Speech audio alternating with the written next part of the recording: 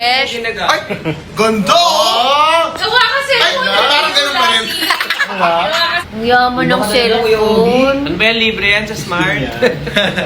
Hey, shout out to Ito daw kapag Si Sir Ogie walang palagyan nung nakuha ni Kimi yung bago niyang cellphone. And nakakatuwa din mga chika at the same time dahil nakita natin sila, yung mga It's Showtime host kasama si Kimi na alam niyo nasa dressing room behind the seat.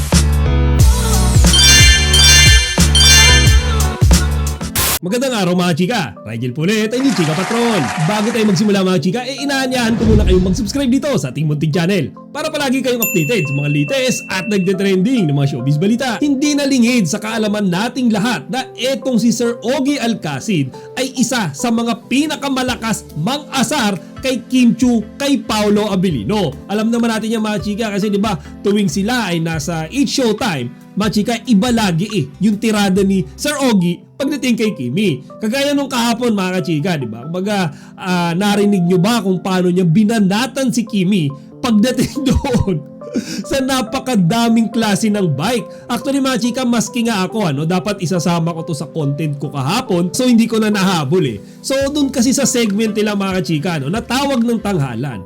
Habang nagbibigay si Sir Ogie nung kanyang mga opinion sa performance ng mga contestants, lahat kasi sila mga chika, ay kinumpara ni Sir Ogie sa isang bisikleta. Yung huli mong word, tagumpay, di ba? Napagtagumpayan mo naman yung awit mo. Ang galing. Thank you so At much kung po. ikaw ay bike, ikaw ay mountain bike. Kasi gabundok ang galing mo. Yun ang masasabi. Thank you po. Yun lang. Yes, ano yun? Kabundok ang bike, Ang mountain bike. bike. Oo, Pag siya, anong bike siya? Sino? Kimi. si Jackie. Si Kim? Oh, Ate Kim. Racer bike? Ano ba? Ano ba yung bike? Road bike, road bike. Road bike, Thank sorry. you, Sir Og. Salamat po ng hurado. Pauwi mo na siya. Meron pa po ba kayo dito? Wala na. Wala na. Congratulations. Ayan. Sa inyo. Ay, hindi, sa inyo. Thank you so much po. Maraming salamat po, Rado, Ogie Alcacid. O mga chika, yung keyword dyan, yung word na bike. Kasi syempre mga chika, alam naman nating lahat na kapag sinabi yung bike, si Kimi at si Paolo kaagad ang papasok na isipan natin. Ngayon syempre kung mga hindi naman Kim Pao fan or hindi aware tungkol nga sa pagbabike ni Kimi at ni Paolo, dead ma lang sila dyan mga chika. Pero sa mga kagaya natin na updated palagi, alam natin na si Kimi yung pine-pertain dito ni Sir Ogie. At dyan nga mga kachika, bukod doon sa keyword na bike, sinabi rin ni Sir Ogie mga kachika, yung keyword na tagumpay, na alam din nating lahat na si Kimi rin mga chika yung tinutukoy niya ron. Kasi nga diba this year mga chika, inulanan talaga namang nag-uumapaw na blessings ang ating Chinita Princess. And like what I'm always telling everyone mga chika, talagang deserve naman kasi yan ni Kimi dahil sa pagkakaroon niya ng talent sa pag-arte, sa pag-awit, alam niyo mga chika, sa pag-host at pati na rin mga kachika dahil mayroon siyang mabuting pag-uugali. Kaya nga mga chika, si Sir Ogie sa totoo lang isa yan sa mga inaabangan ko sa It's Showtime. Kapag siya ay may sasabihin at present si Kim Chiu sa tabi niya mga kachika, alam ko na meron na namang palaman yan. Kung saan aasarin niya na naman yan kay Paolo Abilino. Pag hindi matatapos ang isang episode ng It's Showtime kapag si Kimi ay hindi niya nakita. Ako mga chika, sa totoo lang confident ako na kapag si Kimi at si Paolo ay ikinasal, si Ogie Alcacid number 1 yan sa magiging ninong nila.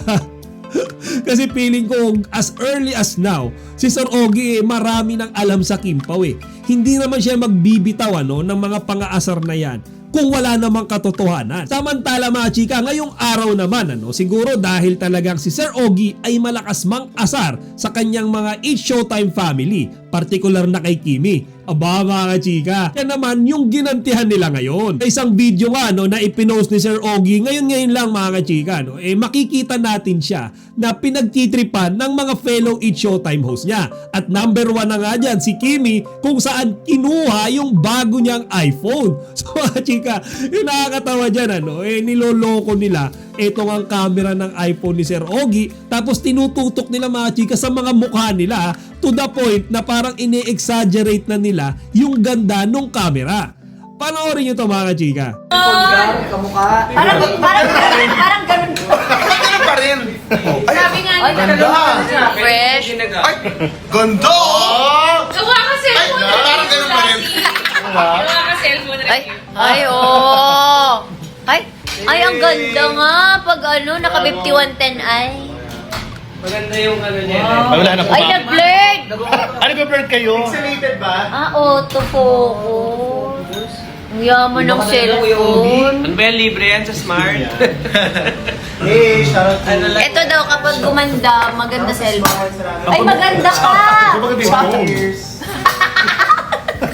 So ayan nga mga chika, no? Si Sir Ogie walang palag yan nung nakuha ni Kimi yung bago niyang cellphone. And nakakatuwa din mga chika at the same time dahil nakita natin sila, yung mga It's Showtime host kasama si Kimi na alam niyo nasa dressing room, behind the scenes, behind the camera na kumakain sabay-sabay, nagkakasiyahan and all. And I'm not sure if you'll agree with me mga chika. Pero para sa akin, yan yung mga ganap na minsan mas masarap pang mapanood kaysa dun sa mga ginagawa nila kapag sila ay nasa harap ng camera. Kasi dyan mga chika, wala silang script, kumbaga yung kulitan nila is very natural at mas nakakatuwa yung asaran mga chika. Ngayon mga chika, no, abang-abang lang tayo kasi Friday ngayon and bukas Saturday, Sunday, so we have high hopes na magkikita ulit ang ating lovebirds na sina Kimi at si Paulo. Di ba nga mga chika, no, kahit weekdays, Monday to Fridays, nagagawa nilang mag-bike, mag-workout ng magkasama,